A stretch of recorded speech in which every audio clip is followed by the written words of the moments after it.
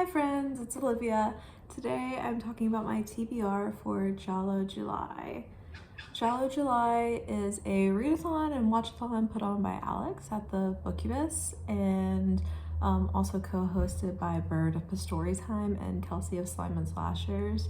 And I haven't been really engaging with a lot of readathons or anything like that lately because I've just been trying to read, as I want to read and mood read, and sometimes it really slows me down to to rearrange my TBR to fit these things, as fun as they look sometimes.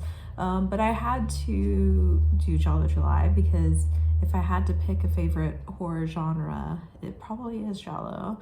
And also it'll be my birthday month, and so what better way to celebrate? And also there's only 4 prompts. This is a good one. Giallo, of course, coming from the Italian word for yellow. Yellow being the cover of many of the pulp book titles that Giallo was inspired by.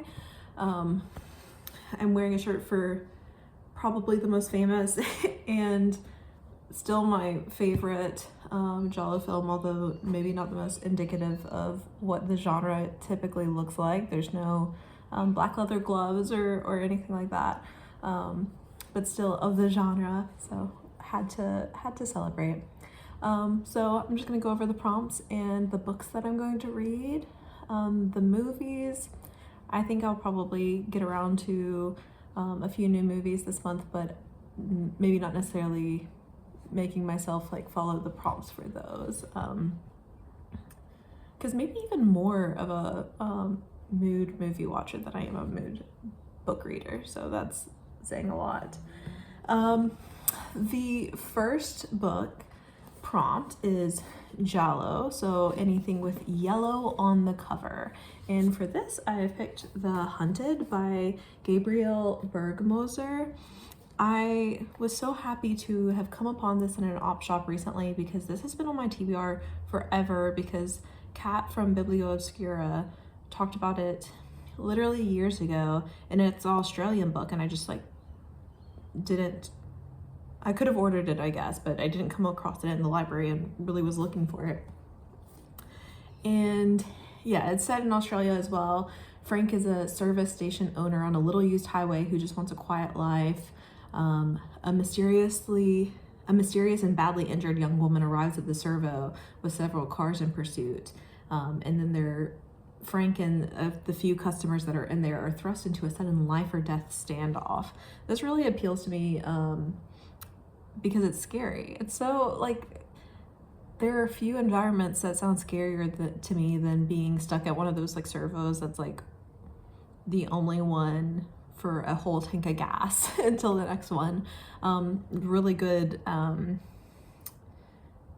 really good setting, and then Kat had said that it was good, and I think that it's just violent enough to be on brand here. More of a thriller, I think, than a horror, but also true of many Giallo. The next prompt is The Bird with the Crystal Plumage, to read something with an animal in the title or on the cover. For this one, I picked Taaqtumi, an anthology of Arctic horror stories. Taaqtumi being the Inuktitut word for in the dark. And it's a collection of horror stories from the far north that are both by Indigenous and non-Indigenous authors.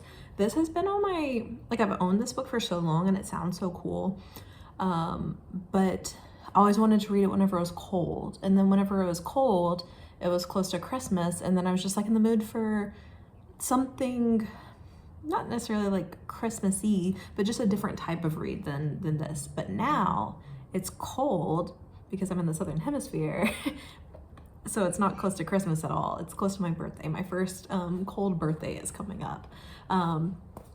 So I'm excited to actually get to read this. And so, yep, just an anthology of short stories.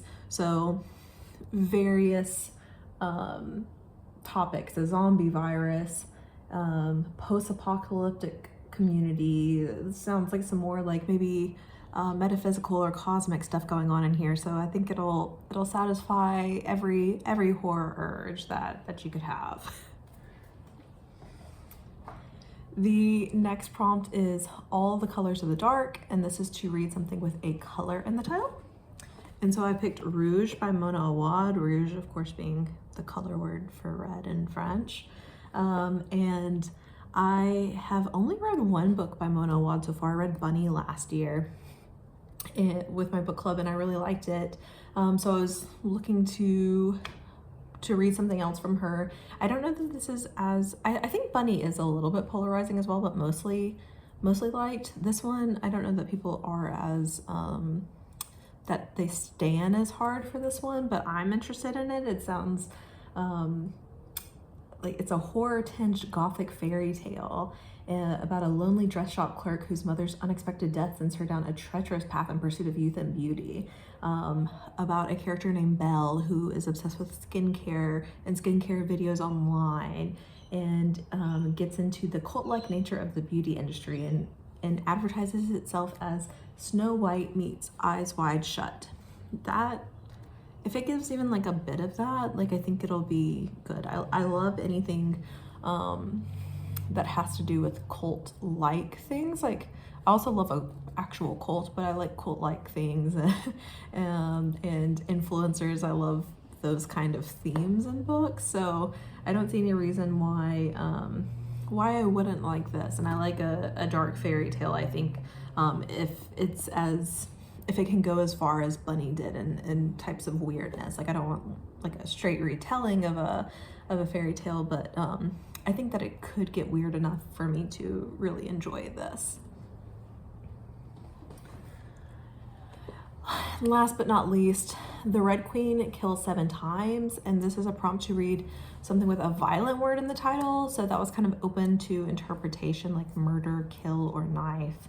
Words like that. I, however, have picked something that sounds horrific in context, and that is Poking Holes by our one and only Juan Valencia. I have obviously started this.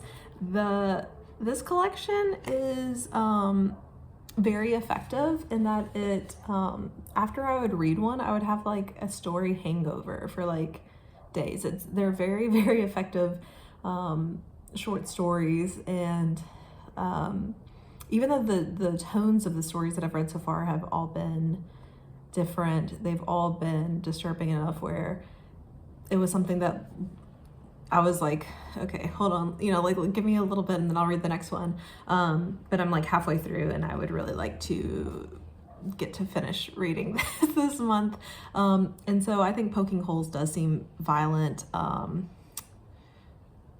in context of each other. Like, neither of these words like stick out as something especially violent, but I mean, come on, like it is. And so that's what I picked for that.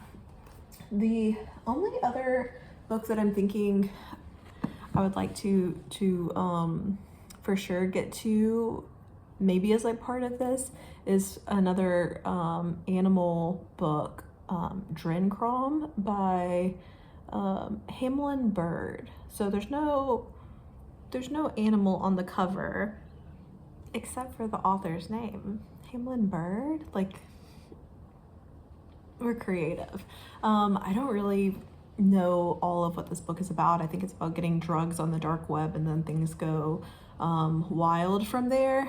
But I'll be reading this on ebook. I have it from the library, so I like to always have an ebook going too, and this one looks really interesting. So and I feel like the cover gives kind of Giallo vibes anyway.